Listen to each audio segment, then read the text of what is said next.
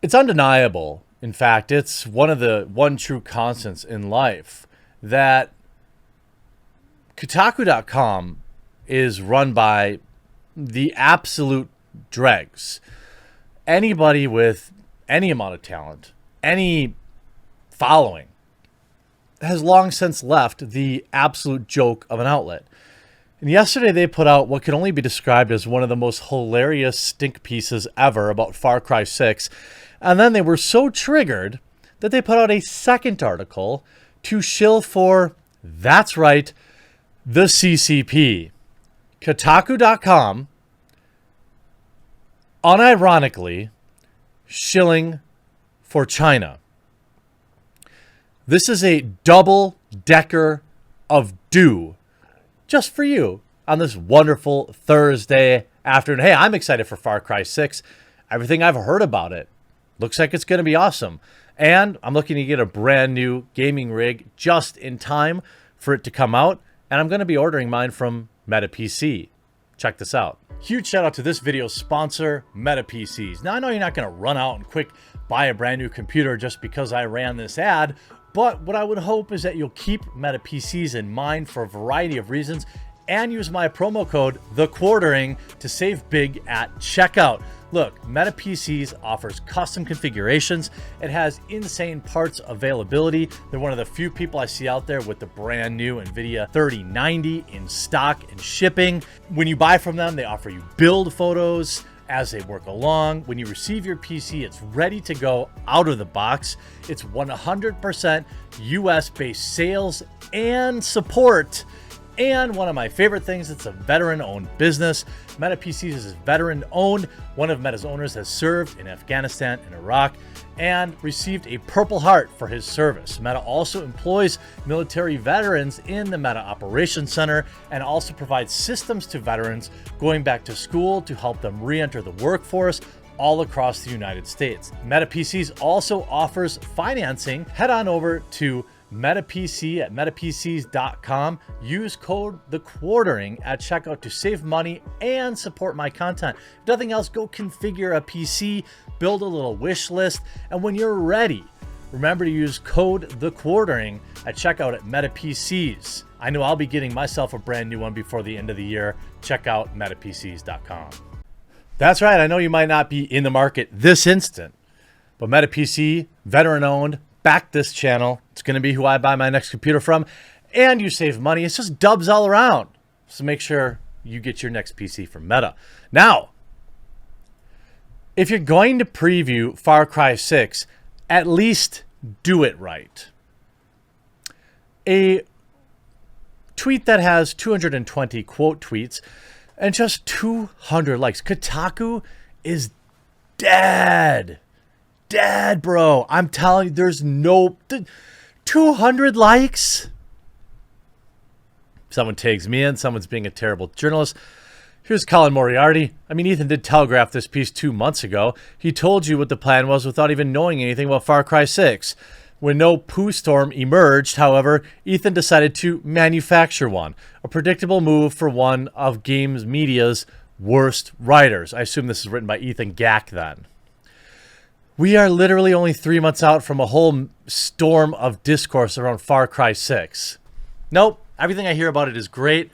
And for me, I finally played Far Cry 5, like long after it was out. I think the Ubisoft store had it for sale for like $5 or something like that. And I fell in love. Now, I played it after it was all patched up and, whatever early errors or problems with the game, I didn't experience it. I crashed a few times throughout the day, but, throughout the gameplay, but it was fine. I love the story so much that I then bought the expansion. New Dawn, played that, had a blast. I'm looking forward to playing other Far Cries. Perhaps maybe I'll play Far Cry 4 before Far Cry 6 comes out. I'm very excited for Far Cry 6. Important takeaway from this article. It gets absolutely ratioed. What I've learned from previews like these and others, parentheses, Kotaku was not invited to these demos, is that Far Cry 6 will let you force helicopters to land so you can take them rather than just blowing them up. The series skill tree has been replaced with a loot-based system where stats, they weren't even invited. And then you see Lucy O'Brien, who always has the opposite of a kind word for me, who is a IGN shill, social justice weirdo. This is a piece designed purely around your own personal definition of what a preview should be, and then pinging others. It's an absolute mean spirit who writes pieces that don't fit that definition. Here's RGT85. How the heck is he verified? What?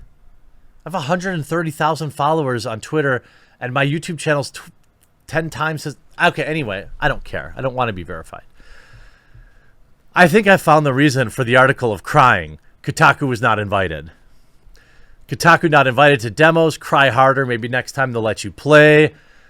I mean, the feel of gameplay was the priority, it seems, rather than the story and its political trappings. How dare Ubisoft focus on gameplay? I mean, all of these... yeah, just about to mention that too. Someone sounds sad they didn't get an invite to the party. So Kotaku doesn't get invited to the Far Cry 6 party, and then they write this entire article whining about it. It was Ethan Gack. Of course it was. There remains plenty we don't know. A massive bunch of hands-on previews dropped this week across various gaming outlets. Influencer videos shedding more light on the game. The problem is what they illuminate and what they don't. They paint Far Cry 6 as the latest predictable blockbuster, albeit one of the aspirations of saying something meaningful about the revolution and the oppression that spurs from it. Sound familiar? The previews seem to just be there to tell us whether the shooting is any good and what novel ways Ubisoft has found to dress up its list icon-filled map, rather than to interrogate why she would expect anything more from Far Cry this time around. In some ways, it feels like we've learned nothing at all. The complaint there, if I can translate that, is we want to whine and discuss the political implications of this video game, and Ubisoft has learned that get woke, go broke is a very real thing, and they are avoiding stepping on any of those landmines. They are avoiding interacting with any outlets that would politicize their video game. This is proof that get woke, go broke is a real thing. What I've learned from previews like these and others, Kotaku was not invited, is that Far Cry 6 will let you do all sorts of things, and do all sorts of awesome things that actual gameplay, people that play the game are actually interested in.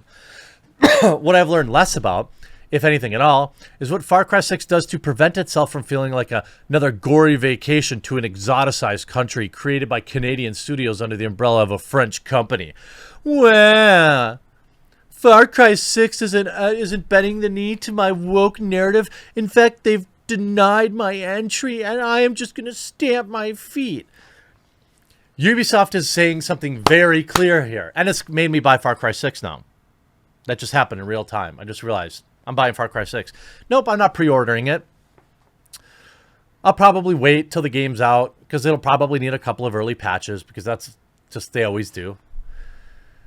Maybe that's by design. Narrative payoffs are an easy thing to hide from previous demos under the auspices of not spoiling anything. Maybe it's because its core, Far Cry 6 remains fundamentally a game about finding cool and chaotic new ways to blow stuff up. Oh my god! Gamers want that? They want that? What a complete, whiny, worthless article. I mean, it's what I've always talked about. It's that these companies want to be politics. They want to report on politics, not video games. And here's another perfect example. Please free me from the bad takes about China's gaming restrictions. This is Kotaku unironically simping for Chinese video game restrictions. Here's some of the replies. China has literal slave camps. This is a very bad place, and you should try to do better. It takes gaming addiction claims at face value without mentioning that they've been the subject of repeated moral panics in China that have led to, for instance, children being sent to anti-addiction boot camps. The article is quite vague on what these, quote, bad takes actually are, beyond unnamed parties apparently accusing the Chinese government of being hostile towards gaming in some sense, a claim the author does little to address, much less refute. In essence, this article is literally just in existence to shill for China. Seriously. Like, I don't even understand. I mean, yes, relating gaming to toxic sludge, we get it. You're just not that good at gaming. It's okay. I mean, again, by CC Jiang. I don't want to make any assumptions. I'm not gonna. But I wonder if this person's from China or of Chinese descent. I'm very curious. I'm very curious.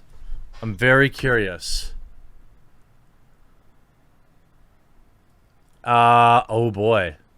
I'm already pre-blocked, and I don't know if this is Chinese or Japanese. Let's see. It's Chinese. Oh my God! It's written by somebody who's Chinese. You literally hired a Chinese shill to defend China and publish an article on Kotaku.com. You have to be kidding me. You have to be kidding me.